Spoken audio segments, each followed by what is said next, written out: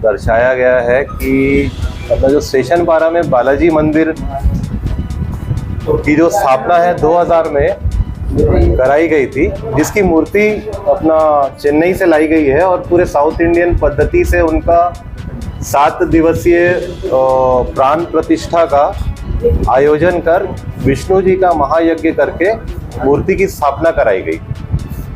मूर्ति स्थापना के उपरांत तकरीबन बालाजी भगवान के प्राण प्रतिष्ठा से लेके आप बोल सकते हैं किशोर अवस्था तक 13 साल तक मंदिर प्रांगण में प्रतिवर्ष 7 दिवसीय सारे देवी देवताओं का महायज्ञ कराया गया है। और इस बीच में 2 बार भागवत कथा भी कराई गई है, जिसमें अपने श्री कौशिकी महाराज द्वारा एक बार कथा हुई है और एक बार कथा रघुनाथ महाराज जी के द्वारा कराई गई है। और इस बीच में महाकाली यज्ञ, महालक्ष्मी जी का यज्ञ, गणेश जी का यज्ञ, शिव जी का यज्ञ, ब्रह्मा जी का यज्ञ, तकरीबन सारे देवी देवताओं का, प्रमुख देवताओं का यज्ञ यहाँ पे हुआ है। 2012 में श्री कृष्णा मुरलियार जी के देहांत उपरांत में फिर यहाँ के जो आयोजन का सीमित होकर 2 दिवसीय हो गया, क्योंकि ये यज्ञ ज़्यादातर पूरे समय देना पड़ता है जो यज्ञ के लिए।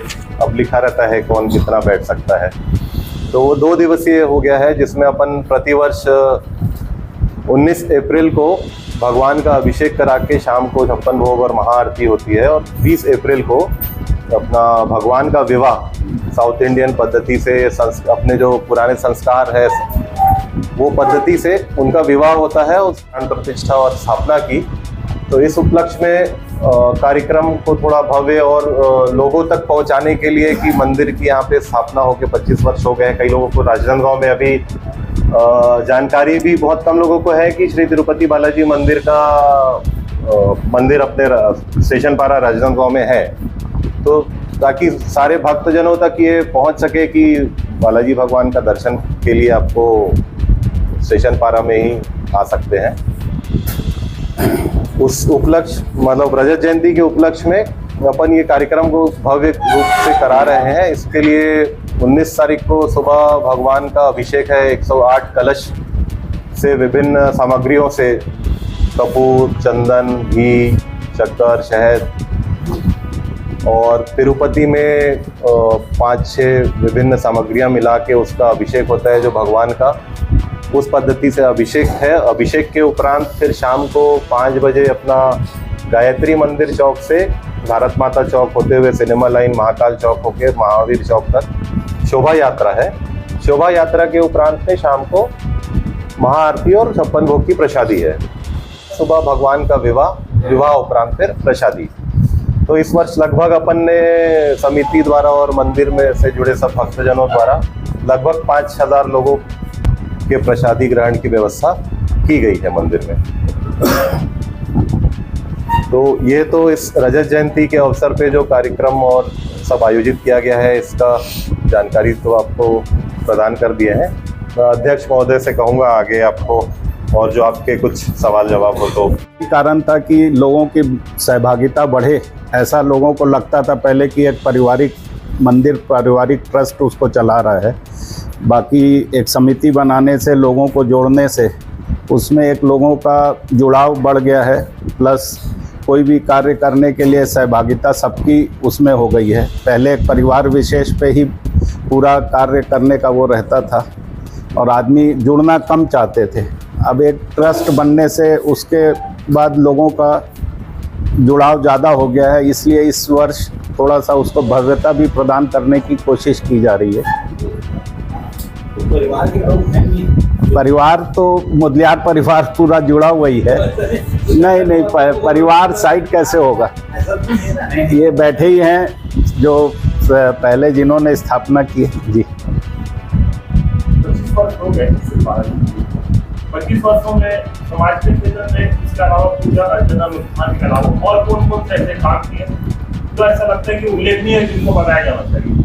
ऐसा विशेष तो ईमानदारी की बात है कि नहीं है। बाकी 2 साल से जब से 23 तारीख से 2023 से बने हैं ट्रस्ट, उसके बाद ज़रूर प्रयास है कि कुछ सामाजिक चीज़ों में भी जुड़ाव हो जब तक संख्या नहीं होगी तब तक कोई भी सामाजिक कार्य करने में थोड़ा सा समस्याएं आती हैं। कोई परिवार विशेष कितना भी कर ले, अब ये राजनीतिक परिवार भी हैं, इनका एक वैसे योगदान बहुत है रांजनगांव के लिए। बाकी एक समिति बनने से उसमें ज़्यादा प्रभाव पड़ता है, लोग जुड़ के सबकी सहभागिता भी हो जाती है। 15 वर्ष तक करीब थे वो, वहीं से शिक्षा ग्रहण करके जो वहाँ के गुरुकुल पद्धति में उनको बहुत बचपन से, मतलब 5 वर्ष की उम्र से लेके 20-22 साल की उम्र तक उन्होंने वहीं शिक्षा ग्रहण की थी। वही पद्धति से वो यहाँ पूजा करते थे। अभी भी गर्भगृह में जैसे वहाँ पे लाइट लगाने का प्रावधान नहीं है, वैसे यहाँ भी गर्भगृह के अंदर लाइट नहीं लगती है, सिर्फ दिया जलता है। बाहर से फोकस से भले थोड़ा बहुत लाइट की व्यवस्था की जाती है। गर्भगृह में कोई भी नहीं जा सकता, सिर्फ पुजारी जा सकता है। जो भी कोशिश ये रहती है सिले हुए वस्त्र पहन के ना जाए, सिर्फ धोती। बाकी अब आजकल पूरा ऊपर अंग वस्त्र में बनियान वगैरह पहनते हैं पंडित जी। बाकी कोशिश ये है कि बाहर का कोई आदमी उसमें कभी भी किसी विशेष उसमें भी ना जाए, सिर्फ पुजारी जाते हैं जो पूजा अर्चना करते हैं। अभी एक इंटरनेशनल सेलिब्रिटी के तरफ से तो नहीं जा। वर्षगांठ क्या है जरा? मंदिर की स्थापना हुए 25वां वर्ष है ये। उसके उपलक्ष्य में एक शोभा यात्रा जो कि 19 तारीख को शाम को 5:30 बजे से गायत्री शक्तिपीठ से स्टार्ट होके कामठी लाइन, हलवाई लाइन, सिनेमा लाइन, मानव मंदिर चौक से महावीर चौक पे आके उसका समापन होगा। उसके पश्चात मंदिर में 56 भोग का आयोजन है और बाद में आरती है। और 20 तारीख को भगवान का सुबह 9 बजे से विवाह का कार्यक्रम है। उसके पश्चात प्रसादी का कार्यक्रम है और करीब करीब 5000 व्यक्तियों के प्रसादी ग्रहण करने का हमारा वो है लक्ष्य है। इसलिए आप लोग से भी प्रचार के लिए वो है प्रार्थना है कि आप लोग करें तो ज़्यादा से ज़्यादा लोग उपस्थित हों और भविष्य में मंदिर से जुड़ सकें। समीर पोद्दार, राजनीति।